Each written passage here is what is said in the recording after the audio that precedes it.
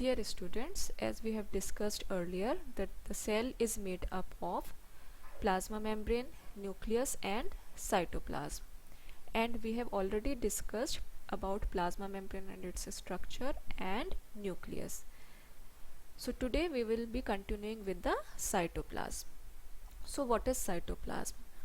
So cytoplasm is the fluid present inside the cell, but it is the portion of the cell which is outside the nucleus. As you must be remembering that the nucleus contains the nucleoplasm, and the nucleoplasm and cytoplasm of the cell are separated from each other with the help of the nuclear membrane. So the fluid which is present inside the cell but outside the nucleus is known as cytoplasm.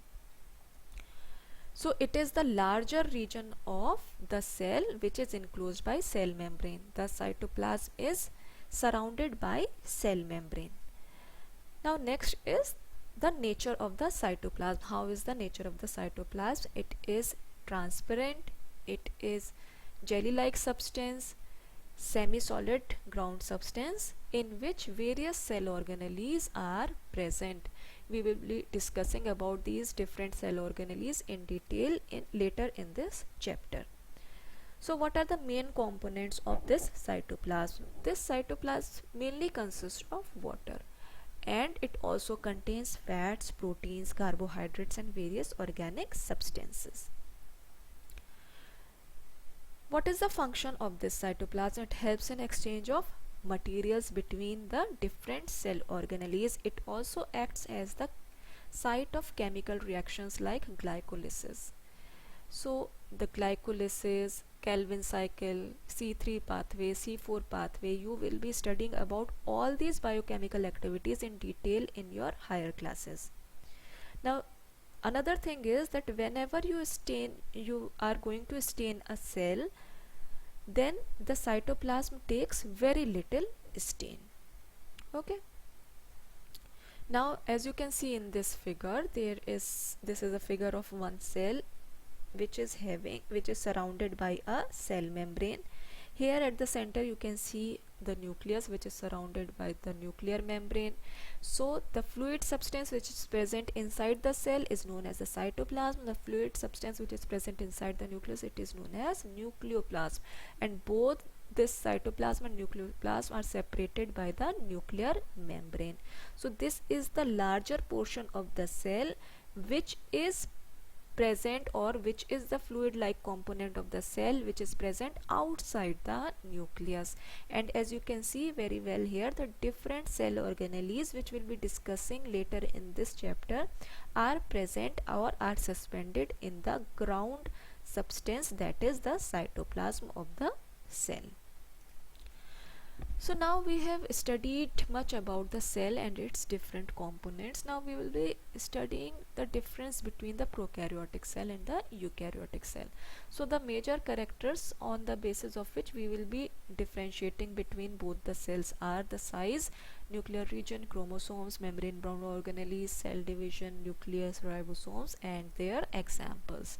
So let us take them one by one. So first of all, we'll start with the size. The size of the prokaryotic cell is generally small. It varies from 1 to 10 microns. In case of the eukaryotic cell, the size is generally large and it varies from 5 to 100 micrometers. Now comes the nuclear region. In case of the prokaryotic cell, the nuclear region is not well defined. The nucleus is not found. Nucleoid is there and there is no nuclear membrane. The nucleoid is not surrounded by the nuclear membrane, while in case of the eukaryotic cell there is a well defined nucleus and nuclear region which is surrounded by the nuclear membrane. Now comes the chromosome. The prokaryotic cell contains single and circular chromosome, while in case of the eukaryotic cell the chromosomes are more than one and they are linear in shape.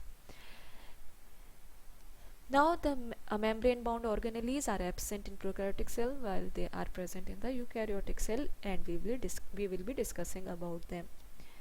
Now comes the cell division. Cell division is simple fission in case of the prokaryotic cell, while it is mitosis and meiosis in case of the eukaryotic cell.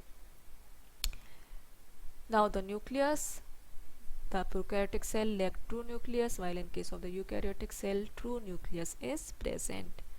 The ribosomes are scattered in the cytoplasm in case of the prokaryotic cell, and they are smaller in size, while in case of the eukaryotic cell they are bigger in size, and they can be found either freely present in the cytoplasm, or they are found attached to the endoplasmic reticulum.